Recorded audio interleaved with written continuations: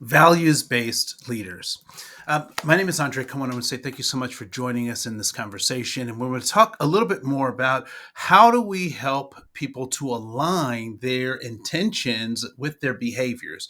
Particularly, how do we use our values to do that, right? And so, what I'd like for us to recognize that. Oftentimes behaviors are on spectrums, right? And so it's not so much that we're effective or ineffective in this binary sense, but actually we're on a spectrum of effectiveness. And that at one end is effectiveness and the other is ineffectiveness. The same thing I would say could be true for this alignment of intentions and behaviors that on one end are my intentions, but on the other end are my behaviors. And so what's in the middle of that? So how do I make sure that I'm aligning my intentions with my behaviors?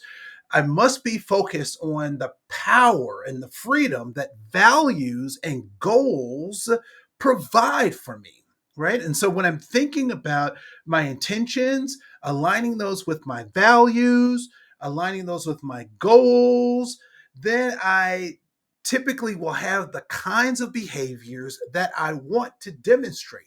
And so, although I cannot see one's intentions, I can measure their intentions by their behaviors. And sometimes it's not fair. Right?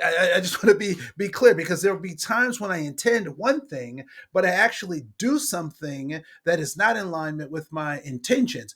But I would suggest that when that is happening, that there may be some opportunities that I have missed to look at my values and to look at how what my goals are for those particular interactions, right? And so I'll hear people ask questions. Well, how come I can say? How come this group can say a word that I can't? Well, let's back that up a little bit. So, what is your intention in wanting to say the word, right? How does saying that word align with your values? How does it advance your goals to have access to that word that you want to say? And ultimately, what are the consequences of the behavior of saying the thing? Right. And so when I talk with folks, it really is about where do you want to be on that continuum of effectiveness and ineffectiveness, of achieving your goals or not achieving your goals. And so and I think that's part of the hiccup with political correctness is that we haven't delved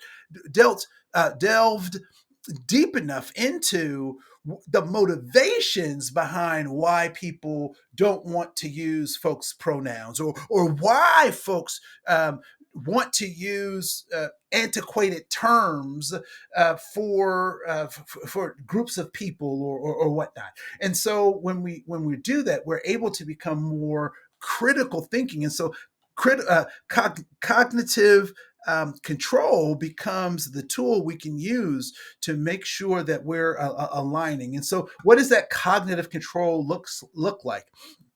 Well, cognitive control looks like being full of mind or being mindful. That's when we recognize that our thoughts impact our feelings and our feelings impact our behaviors, and that those should always be based on our values and our goals, right?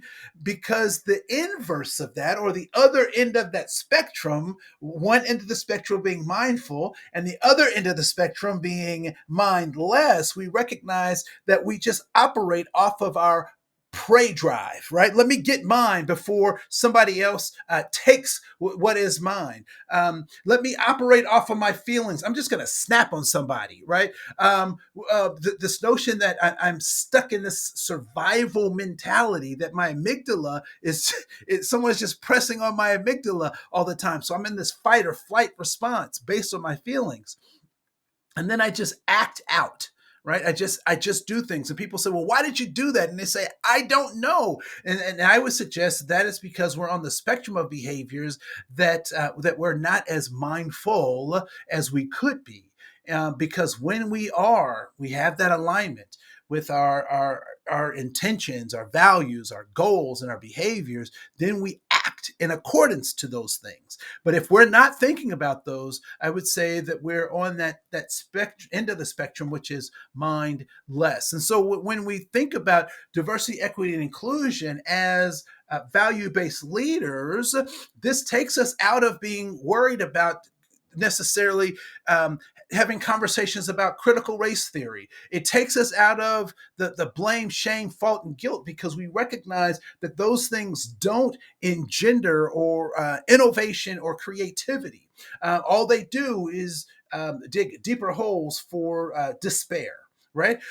But when we are aligning our values and helping people to be critical thinkers, we can recognize that diversity is addressing commonalities and uniquenesses, right? That equity is giving access to people in ways, to individuals in ways they find helpful, and that inclusion is removing ineffective barriers.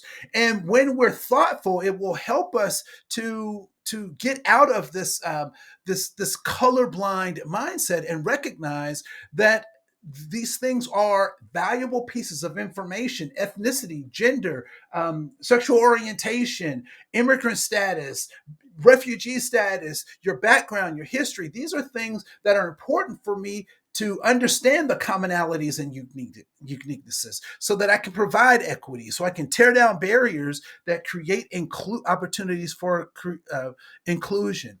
And so when we're able to get people to critically think about those things, then we're able to make headway in aligning our intentions with our behaviors. Again, my name is Andre Koen. I want to say thank you so much for joining us in this conversation.